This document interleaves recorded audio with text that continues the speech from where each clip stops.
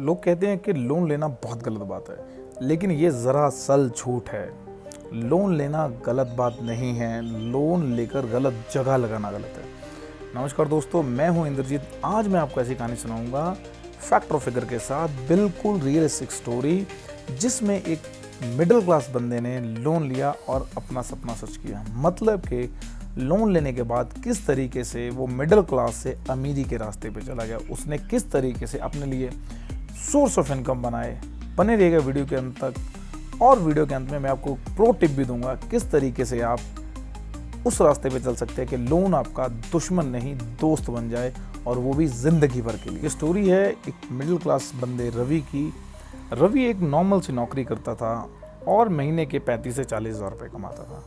मैं बात कर रहा हूँ आज से 5 साल पहले की, जब 35 से 40 हज़ार भी एक अच्छा खासा अमाउंट था। अगर आप आफ्टर कोविड और बिफोर कोविड की बात करें तो बिफोर कोविड लोगों के पास source of income social media को छोड़ के बहुत कम थे। आज की डेट में तो सोशल मीडिया से लोग बहुत पैसा कमा रहे हैं, जिसका कोई अंत नहीं है। आप गूगल कर सकते हैं, यूट्यूब कर सकते हैं।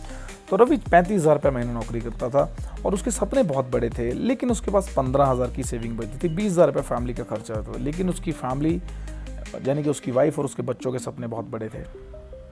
तो रवि ने क्या किया, रवि ने सोचा कि ये ज़िंदगी मैं डिज़र्व नहीं करता। उसने क्या किया, एक लोन लिया, 10 लाख रुपए का लोन लिया।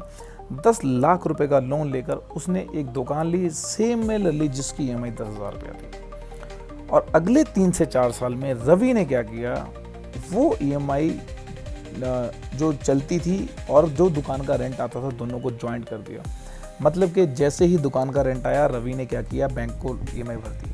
अब रेंट आ रहा है, EMI जा रही है, रेंट आ रहा है, EMI जा रही है। अब रवि के जो फाइनेंशियल फॉर्म है उसके ऊपर कोई भी इम्पैक्ट नहीं आ रहा था। रवि की ज़िंदगी एज इट इज चल रही। लेकिन 3 साल के बाद रवि ने अपने लिए एक 10 हज़ार रुपया महीना का सोर्स ऑफ इनकम जनरेट कर लिया था। मैं बात कर रहा हूँ उस टाइम की जब लोगों के पास कोई सोर्स ऑफ इनकम नहीं था। तो आप भी इस तरीके से अपने लिए एक सोर्स ऑफ इनकम जनरेट कर सकते हैं। और मैं सिर्फ एक दुकान की बात कर रहा हूँ, आप चाहें तो आप 10 दुकानें भी इसी तरीके से ले रखें। और सच तो ये है कि रवि ने एक नहीं बल्कि 7 दुकान किराए पे ली थी। अब आप ये मत सोचिएगा कि लोन किस तरीके से मिल गया, 35 हज़ार ही उसकी सैलरी थी। तो जब आप बिजनेस करने के लिए निकलते हैं ना, तो बैंक आपको सपोर्ट करता है, बशर्ते वो जो प्रॉपर्टी आप ले रहे हैं उसके लीगल डॉक्यूमेंट्स आपके पास होने चाहिए, सारा का सारा प्रोसेस लीगल होना चाहिए। इसी तरीके से रवि ने एक सोर्स ऑफ इनकम जनरेट किया। फिर रवि को थोड़ी मार्केट की समझ आई टाइम के साथ साथ। तो 10 हज़ार रुपया रवि ने क्या किया, इन्वेस्ट करना स्टार्ट कर दिया मार्केट के अंदर। अब जैसे जैसे रवि ने 10 हज़ार रुपया इन्वेस्ट करना स्टार्ट कर दिया, एक साल का 1,20,000 रुपया वो इन्वेस्ट करता था। दुकान से रेगुलर इनकम उसको आ ही रही है। अब जब करते करते इस तरीके से वो दुकान रवि के पास 10 साल हो जाते हैं और उसी एरिया के अंदर उस दुकान की वैल्यू 4x हो जाती है। यानी कि जो उसने 10 लाख रुपए की दुकान ली थी, वो 40 लाख रुपए की दुकान हो जाती है। अब रवि क्या करता है, रवि उस दुकान को बेच देता है और 40 लाख रुपए का एक 3 BHK फ्लैट लेता है एक पॉश एरिया के अंदर। और उसी 40 लाख रुपीज़ के जो फ्लैट होता है वो उसको रेंट पे देता रहता है। और सोच के बताइए, कमेंट सेक्शन में लिखिए कि उसका रेंट कितना होगा। अब रवि वहीं से 40,000 पर मंथ की इनकम जनरेट कर रहा था। अब 40,000 पर मंथ के अंदर रवि ने ना सिर्फ अपने सपने पूरे किए, उसने खुद का एक घर भी बनाया, उसने अपने बच्चों अपनी फैमिली के लिए एक गाड़ी भी ली, जिसकी EMI अगेन वो फ्लैट देगा। और वो फ्लैट ज़िंदगी भर के लिए सोर्स ऑफ इनकम बन चुका था। तो लोन कभी भी उतना बुरा होता ही नहीं है जितना बुरा हम सोचते हैं। आप अगर अंबानीज़ को देखें, अडानीज़ को देखें, या किसी भी वर्ल्ड में बड़े बिजनेसमैन को देखें, तो वो हमेशा लोन लेके ही काम करते हैं। क्यों? क्योंकि लोन हमेशा सिक्योर होते हैं। इन द सेंस अगर कुछ होता है तो आप बैंक्रप्सी फाइल कर सकते हैं, है ना। मैं रेकमेंड नहीं कर रहा हूँ ऐसा करने के लिए, बट आप कर सकते हैं। आप एक मानिए कि मुकेश अंबानी ने जब जियो को एक्सपेंशन करने के लिए काम किया तो उन्होंने $5 बिलियन का लोन लिया था। $5 बिलियन का लोन। आप सोच सकते हैं 1 बिलियन में 8500 करोड़ रुपए होते हैं, है ना, 8,500 करोड़। तो इतना बड़ा बंदा, इतना बड़ा बिजनेसमैन, है ना, अगर वो लोन लेके काम कर सकता है तो हमें या आपको कोई प्रॉब्लम नहीं हो सकती है। बशर्ते आप लोन को सही जगह पे इन्वेस्ट कीजिए। अगर आप इस तरीके से, मैं आपको एक बहुत सॉलिड एग्जांपल दूँ, इट इज़ रियलिस्टिक एग्जांपल। मेरे नोन में एक बंदा है, उसने बैंक से 12% पे लोन लिया, that is called a personal loan, जिसको सब लोग बुरा बोलते हैं।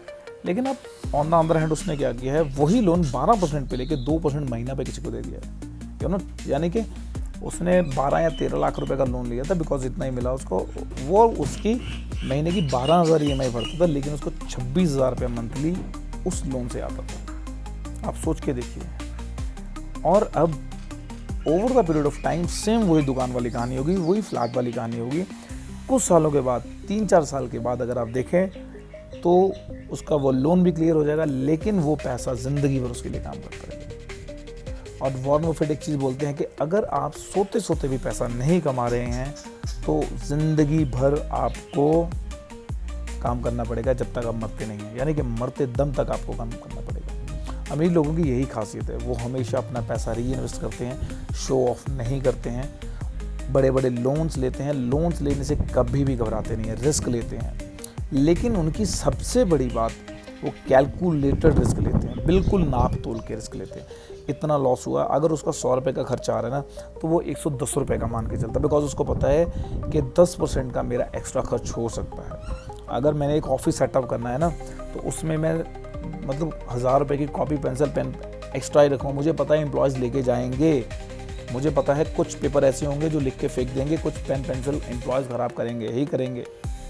So that is a mindset की बहुत बड़ी गेम रही है, आज भी, आगे भी या पीछे भी। जिस तरीके का माइंडसेट लेके आपने लोन लिया है, उसी तरीके से आप आगे बढ़ेंगे। बैंक हमेशा आपको सपोर्ट करने के लिए तैयार रहता है। सब लोग चाहते हैं कि आप सक्सेस हो। क्या बैंक ये कभी चाहेगा कि आपको लोन देते टाइम वो कभी ये नहीं सोचता कि यार इसको लोन दिया तो एक ना भर पाए? बैंक ये कभी नहीं चाहता। बैंक ये चाहता है कि जल्दी से जल्दी लोन भरे, स्टेबल हो, है ना, फाइनेंशियली स्टेबल हो, लोगों को नौकरी दे, रोज़गार दे, उसके बाद दोबारा से हमारे पास आए, फिर लोन ले, हमें पैसा कमा के दे, खुद भी पैसा कमाए, लोगों को भी। तो कोई भी ऐसा कभी नहीं चाहता कि आप अनसक्सेसफुल हो, या कोई भी ऐसा नहीं चाहता कि आप लोन के दलदल में फंसे रहे। हाँ, ये हो सकता है कुछ उन कंपनीज के लिए जो मतलब आपको EMIs देती हैं, जो आपको कार EMIs देती हैं। आपको पता है कि 21st सेंचुरी का सबसे बड़ा इकोनॉमिक इन्वेंशन अगर हम बात करें तो EMI है।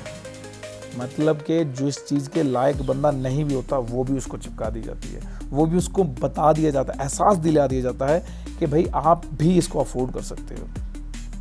आप कभी भी अपने दोस्तों को पूछिए कि जब भी वो कोई गाड़ी लेते हैं, 15 लाख की गाड़ी लेते हैं, सिर्फ 2 लाख रुपए उनके पास होते हैं। 2 लाख रुपए की डाउन पेमेंट करते हैं 13 लाख रुपए की गाड़ी पे। सो रॉबर्ट डी कियोसाकी इस चीज़ को बोलते हैं कि पुअर मिडिल क्लास जो लोग होते हैं ना, जो पुअर माइंडसेट के लोग होते हैं, या गरीब मानसिकता वाले जो लोग होते हैं, वो इस तरीके का काम करते हैं। पहले बैंक के पास जाएंगे, 10 लाख की गाड़ी है या 20 लाख की गाड़ी है, 20 लाख की गाड़ी के लिए बैंक को देंगे 28 लाख 29 लाख रुपया, और अगर 7 साल से ऊपर का लोन है तो वो उसको डबल पैसा देंगे। 20 लाख की गाड़ी है तो 32-33 लाख के आसपास पैसा देंगे, और 10 साल बाद उसी गाड़ी को वो 10 लाख में बेच रहे हैं। तो ये गरीबों की मानसिकता होती है। तो एक रिच पर्सन जब लोन लेता है ना, वो उस तरीके से लोन लेता है कि अगले 3 साल में लोन मुझे पहुंचा देगा। लेकिन इंस्टेंट ग्रेटिफिकेशन जब चाहिए होती है, मिडिल क्लास को आप देखिएगा, इंस्टेंट ग्रेटिफिकेशन चाहिए होती है। गाड़ी देखिए, आज ही गाड़ी लेनी है, 1 हफ्ते में गाड़ी लेनी है, लोन लेना है। अपनी जो इंस्टेंट ग्रेटिफिकेशन ना, जो इंस्टिंक्ट है अपने अंदर, एक जल्दी इंस्टेंट उनको सेटिस्फेक्शन चाहिए। ओवरनाइट उनको कार चाहिए, ओवरनाइट उनको बेंच चाहिए, ओवरनाइट उनको मिडिल क्लास से बाहर निकले। सॉरी टू से, आप सारे के सारे गलत काम कर रहे हैं। मैं आपको कितना ही बोलूं, हर वीडियो में बोलता हूं कि आप गलत काम कर रहे हैं। आपको हो सकता है अब भी एहसास ना हो, लेकिन जिस दिन एहसास आपको होता है, ऐसी बात नहीं है कि एहसास आपको होता नहीं है। जिस दिन आप गाड़ी लेते हैं उस दिन आपको बहुत खुशी होती है, लेकिन गाड़ी लेने के छठी किस्त, जब 6 महीने बाद आप किस्त भरते हैं ना, तब आपको फील होता है कि आपने बहुत बड़ी गलती की है। लेकिन ऐसा भी नहीं है कि आप उस गलती को सुधार नहीं सकते। 6 महीने बाद आप गाड़ी बेच के अपनी गलती सुधार सकते हैं, बिल्कुल सुधार सकते हैं। लेकिन उस टाइम पे आपकी ईगो आड़े आ जाती है ना। लोग क्या कहेंगे, सबसे बड़ा रोग क्या कहेंगे लोग। आपको सोशल स्टेटस मेंटेन करने की पड़ी होती है। जिस सोशल स्टेटस को दिखा के आप इनर पीस लाना चाहते हो, वही गाड़ी, वही घर, वही बंगला, एनीथिंग जो भी आपने एक्स्ट्रा EMI पे बाय किया है, जो कि आपकी सैलरी से 10% ज़्यादा का है। अगर 1 लाख सैलरी है तो 10,000 EMI में दिन में कोई प्रॉब्लम नहीं है। लेकिन 1 लाख सैलरी के अंदर 40-45 हज़ार EMI देंगे तो वही चीज़ जो आपने मेंटल पीस के लिए ली है वो आपके मेंटल पीस की धज्जियाँ उड़ा देगी। प्लीज़ इस चीज़ को समझिएगा। कोई भी ऐसी चीज़ इट्स अ वेरी नेसेसरी, है ना। अगर मैं ये नहीं बोलूँगा लोन मत लो, अगर आपके बेटे को 15 लाख का एजुकेशन लोन लेके 50 लाख का पैकेज लग रहा है, 15 लाख छोड़ो 30 लाख का लोन लेके 50 लाख का साल का पैकेज लग रहा है, आप डेफिनेटली लीजिए, कोई प्रॉब्लम नहीं है। बिकॉज वो लोन नहीं, उसको हम सेल्फ इन्वेस्टमेंट बोलते हैं। आप उसको अपने ऊपर या अपने बच्चों के ऊपर इन्वेस्ट कर रहे हो। वो आने वाले फ्यूचर में उनको सुधार सकती है, वो आने वाले फ्यूचर बदल सकती है। और अगर आपका फ्यूचर या प्रेजेंट, आज की अगर हम बात करें, अगर आपका प्रेजेंट अनकंफर्टेबल है, नो डाउट आपका फ्यूचर कंफर्टेबल होगा। और अगर आपका प्रेजेंट कंफर्टेबल है तो नो डाउट आपका फ्यूचर अनकंफर्टेबल होगा। इस बात को गांठ बांध लीजिए माय डियर फ्रेंड्स। बहुत सारे लोगों से मिलता हूँ, बहुत बार यही बातें करता हूँ कि मनी इज नॉट एवरीथिंग, है ना। समबडी सेड कि money is not everything. I am understand यार, money is not everything, but money is affected everything. बहुत सारे लोगों को इस चीज़ का पता होते हुए भी वो मानते नहीं हैं। So I hope, I will try my best कि loan it is a good और बैड।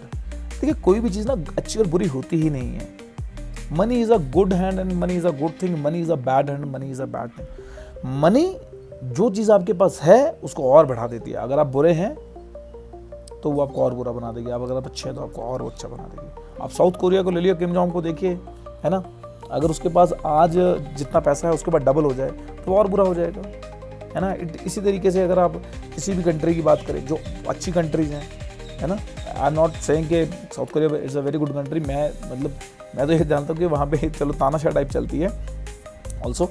बट एक चीज़ है कि यार, जो बंदा या जो कंट्री या कोई भी चीज़, जो चीज़ आपके पास बढ़ जाती है आप उसको और बढ़ा देते हो। पैसा जब आपके पास बढ़ा है, अगर आप अच्छे हैं तो आपको अच्छा बनाएगा, अगर आप बुरे हैं तो आपको बुरा बनाएगा, it's no doubt. You know, आज से पहले भी कितनी चीज़ें ऐसी हुई हैं, आपके पास लाखों एग्जांपल्स ऐसी होंगी।